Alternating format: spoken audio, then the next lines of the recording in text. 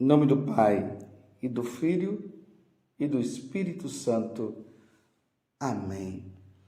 Naquele tempo, um leproso chegou perto de Jesus e de joelhos pediu: Se queres, tens o poder de curar-me.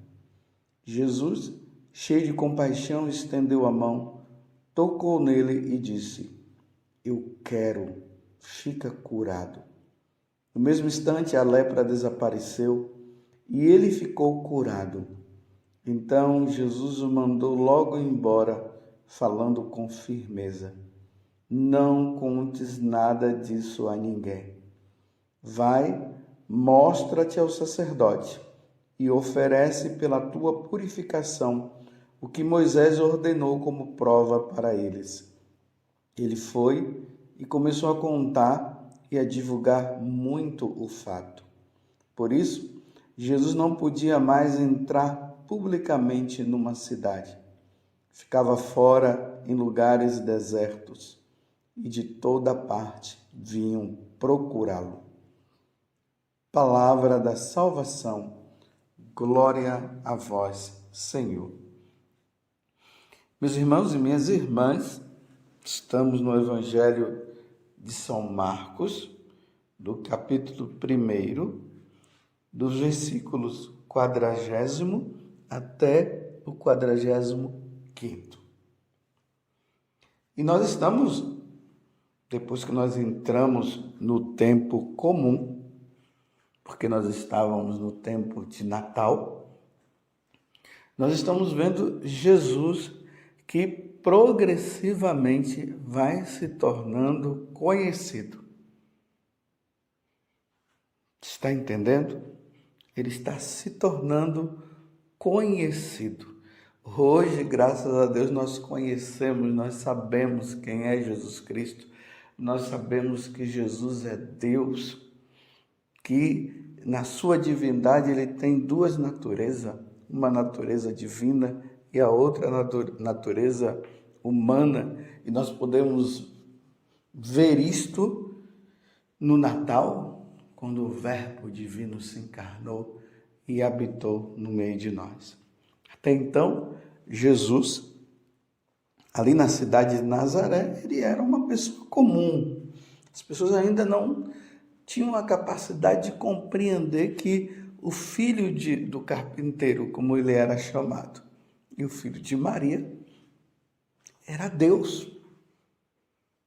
Então, Jesus ele é batizado, ele entra depois na sinagoga de Nazaré e ali ele se apresenta como filho de Deus. Os nazarenos não reconhecem e não querem aceitar. Eles não aceitam. Jesus é expulso da sinagoga, expulso da cidade. Eles queriam matar Jesus. Jesus vai para Cafarnaum. Ao chegar em Cafarnaum, Jesus entra agora na sinagoga de Cafarnaum. Tinha um homem que estava possuído por um diabo. E pelo visto ali, não era só um demônio que estava no corpo dele, eram vários, porque quando ele viu Jesus, ele falou: O que tu queres conosco? Jesus expulsa aquele diabo, aqueles demônios, e aí a fama dele começa a se espalhar. Ele sai da sinagoga, entra na casa de Pedro, cura a sogra de Pedro que estava com febre e multidões e multidões, pessoas começam a ir levar doentes para que Jesus pudesse curar. E nesta situação que Jesus estava, Jesus começa a perceber que ele precisava também rezar. E nós vimos Jesus que de madrugada vai rezar. E depois ele continua, os apóstolos, os discípulos vêm e começam a dizer para ele: Olha, Senhor, as pessoas te procuram. Aí Jesus disse: Não, agora eu preciso ir para outros lugares. E agora ele se depara com um leproso. A situação de lepra no tempo de Jesus não era uma coisa tão fácil assim. Não existia cura assim para essa doença. Então os leprosos, eles ficavam longe da sociedade. Eles não podiam conviver com outras pessoas. Eles viviam em cavernas, eles viviam em grupos entre eles, de leprosos. Eles eram obrigados a carregar um sino no pescoço. Isso era uma indicação de que era um leproso. E se visse alguma pessoa que não estava nessa condição, eles tinham que gritar lepra para as pessoas irem embora. Eu fico imaginando, meus irmãos, aquelas mães que não podiam ter contato com os seus filhos, porque a lepra era contagiosa. Está entendendo? Que situação difícil. E para eles voltar ao convívio, se chegassem à cura, precisavam ir diante do sacerdote, para o sacerdote ver que realmente a pessoa estava curada, e aí ele emitia um certificado dizendo que aquela pessoa estava curada e que poderia voltar de novo ao convívio. É por isso que Jesus fala, diante dessa cura que ele fez a esse leproso, Jesus diz para que ele possa ir ao sacerdote, para o sacerdote emitir essa nota dizendo para ele que ele estava bom. Assim era a lepra. Se a pessoa não cuidasse e não se curasse, ela morria. Então, uma pessoa que estivesse com lepra, ela já sabia, ela estava fadada a morrer. É igual hoje quando se ouve falar de uma pessoa que está com câncer. A pessoa está com câncer e imediatamente ela já pensa nisso. Ela já pensa que vai morrer. Assim era na sociedade, no tempo de Jesus, em relação à lepra. Graças a Deus, hoje a lepra já tem meios que são usados para a cura, o câncer também, né? Hoje a pessoa que está com câncer, ela é curada também. Mas no tempo de Jesus não era assim. Então vejam só, esse leproso, ele foi muito corajoso. Ele, sabendo da fama de Jesus, o que foi que ele fez? Ele foi ao encontro do Senhor. Ele não podia ir ao encontro de ninguém. Ele tinha que fugir das pessoas, as pessoas precisavam fugir dela. Mas ele vai, e é ali que, no momento que ele se encontra com Jesus, ele diz para Jesus, ele se coloca de joelhos. Isso significa o reconhecimento do poder de Jesus, o reconhecimento de que Jesus é o Senhor, é Deus. E aí ele diz, se queres, tens o poder de curar-me. Aí Jesus olha para ele cheio de compaixão, estende a mão, toca nele e diz, eu quero, fica curado. E no mesmo instante, a lepra desapareceu e ele ficou curado. Qual o ensinamento espiritual para nós diante desta passagem do Evangelho? Meus irmãos, a lepra é o pecado. E aqui, meus irmãos, é qualquer tipo de pecado. A lepra é isso. Assim como a lepra destrói o corpo, apodrece o corpo, levando a pessoa à morte, a mesma coisa, meus irmãos, é o pecado. O pecado, ele destrói a alma. Você está entendendo? O pecado destrói a alma. A lepra da alma é o pecado. A única forma de sermos curados do pecado é de nós irmos ao encontro do Senhor e pedirmos perdão e dizer ao Senhor: Senhor, eu estou com esse pecado e eu não quero mais viver com ele. Me perdoe, Senhor. Me perdoe. Então Jesus, ele tem compaixão do pecador arrependido. E olhe bem o que eu estou falando. Jesus tem compaixão do pecador arrependido e que pede perdão a ele. Então Jesus vai lá e dá o perdão. Se aquele leproso não fosse ao encontro de Jesus e pedisse perdão, e pedisse a Jesus a cura, ele não seria curado. Ele foi curado porque ele se colocou aos pés de Jesus, se ajoelhou numa atitude de humildade e pediu a Jesus a cura e Jesus o curou. Se ele não fosse, repito mais uma vez, Jesus não iria curá-lo. A mesma coisa, meus irmãos. Aquela pessoa que está numa condição de pecado, ela não se arrepende e não vai ao encontro do Senhor e pede perdão. Jesus não dá perdão.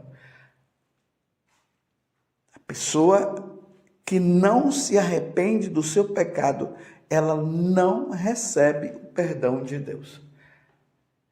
E para nós católicos, graças a Deus, Deus nos deu a graça do sacramento da penitência. O sacramento da penitência consiste justamente nisso. O pecador arrependido, ele vai ao encontro de Jesus na pessoa do sacerdote. E ali diz: Senhor, eu matei, Senhor, eu roubei, Senhor, eu sou um hipócrita, Senhor, eu pratiquei o aborto, Senhor, eu tenho sido mal, Senhor, eu não pratiquei a caridade, o pobre me pediu, eu tinha e eu não quis dar. E nessa condição de arrependido, ele ali aos pés do sacerdote, que é nosso Senhor Jesus Cristo, nós cremos nisso, porque Jesus instituiu o sacramento da penitência, dizendo para os apóstolos: aqueles a quem perdoardes os pecados serão perdoados, e aqueles a quem retiverdes serão retidos, ou seja, aquele que não se arrepender não recebe o perdão. Então, ao chegar lá, confessa o pecado. E o sacerdote diz: eu te absolvo dos teus pecados, em nome do Pai, do Filho e do Espírito Santo. Aí vem toda aquela fórmula da absolvição. Deus Pai de misericórdia, que pela morte e ressurreição do seu Filho, reconciliou o mundo consigo e enviou o Espírito Santo para a remissão dos pecados. Te concedo pelo ministério da igreja o perdão e a paz. E eu te absolvo dos teus pecados em nome do Pai, do Filho e do Espírito Santo. Aí o sacerdote dá a penitência e a pessoa sai dali perdoada, reconciliada com Deus, reconciliada com a igreja, reconciliada com os irmãos. Se a pessoa não for, ela não recebe o perdão de Deus. Se ela não pedir, ela não recebe o perdão de Deus. E aqui tem mais um ensinamento. Os leprosos não tinham direito a conviver com as outras pessoas. Elas não podiam, elas tinham que estar distantes. No mundo espiritual, meus irmãos, é o seguinte: o pecador que não se arrepende não tem direito a conviver no céu com os santos, com os anjos e com Deus. Claro, primeiro com Deus. O pecador que não se arrepende e não quer sair do pecado, ele não entra no céu. Ele vai conviver no inferno, porque é a mesma coisa. Aqueles que não eram curados, eles tinham que conviver com leprosos. Leprosos com leprosos. Essa situação dolorosa. Mas o curado estava com os sãos. Então, o pecador que não se arrepende, o convívio dele vai ser com os outros no inferno. Essa é a verdade, meus irmãos. Aceitando ou não, essa é a verdade. O pecador que não se arrepende dos seus pecados, ele não vai conviver com os santos, ele não vai para o céu, ele não vai conviver com Deus. O pecador arrependido, ele vai para o céu. O pecador que se arrepende dos seus pecados e sai dali com o propósito de não pecar mais, ele vai para o céu. Essa é a verdade. Você está compreendendo? Então não vem com essa história de dizer, não, Deus é misericordioso, Deus veio para os pecadores. Sim, venham com essa história. Me desculpe, eu me corrigi. Venham com essa história mesmo, que Jesus veio para os pecadores e que ele é misericordioso. Mas ele só vai ter misericórdia do pecador arrependido. O pecador que não se arrepende, não tem como Deus ter misericórdia, porque ele não quer se arrepender do pecado. E uma vez que ele não quer se arrepender do pecado, não quer sair do pecado, como é que Deus vai exercer a misericórdia? Como é que Deus vai perdoar uma pessoa que não quer sair do seu pecado? E aí ela fica dizendo aquele vitimismo, Deus é amor, Deus é misericórdia. Sim, mas não quer sair do pecado, como é que Deus vai te dar o perdão? Se você não vai para o confessionário, como é que Deus vai te dar o perdão? Você entendeu? E ainda, meus irmãos, que eu fosse até você, ou melhor, que você fosse até a minha pessoa, a qualquer sacerdote, e você fosse ali, e então, padre, o senhor me conceda aí alguma bênção e tal, mas você não quer o perdão, você não quer se arrepender do pecado, você não quer sair do pecado, não tem como Deus te dar o perdão. É por isso que no confessionário, se a pessoa vai e ela não quer sair do pecado, não tem como o padre absolver. E ainda que o padre absolva, o padre chega lá e dá o perdão, a pessoa não quer sair do pecado. Aí o padre dá o perdão, ou dá a absolvição, não tem validade nenhuma. Você está entendendo? Não tem validade nenhuma. É preciso que haja o arrependimento, que é mostrado ali quando o leproso, ele chega diante de Jesus e ele diz, Senhor, ele ainda diz assim, se queres, pode me curar. Ele estava querendo ser curado. Ele ainda foi de uma humildade muito grande. E Jesus disse, tá, eu quero, porque ele queria. Então ele foi curado. Então se uma pessoa vai pedir perdão, vai para o confessionário. E ele diz assim, Padre, me absolva desse pecado. Mas ele diz, mas eu não vou sair desta situação. Eu quero receber a absolvição, mas eu não vou sair dessa situação. Então não tem como perdoar, não tem como absolver. A vida católica não é um teatro, não é uma brincadeira. Nós não podemos viver um catolicismo do faz de conta. Faz de conta. Não, no catolicismo não tem o faz de conta. no catolicismo, ou é ou não é, porque foi assim que Jesus disse. Que o seu sim seja sim, que o seu não seja não, o resto vem do maligno. Se a pessoa não tem e não quer o arrependimento, ela não quer sair da situação do pecado, não tem como absolvê-la. Você está entendendo? Essa é a verdade. Só entra no céu quem se arrepende do pecado, pede perdão e é absolvido. Quem não pede perdão, não se arrepende, não pede perdão e não tem propósito nenhum de sair daquela vida, não tem como entrar no céu. Você entendeu? Essa é a verdade. Ela jamais será mudada. Não tem como mudar. E ainda que eu quisesse mudar, Deus não mudaria. Porque o princípio, e esse princípio é um princípio eterno, só entra no céu o pecador arrependido, que pede perdão e sai do pecado.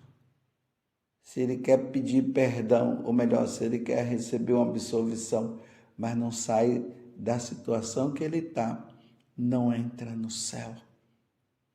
Essa é a verdade.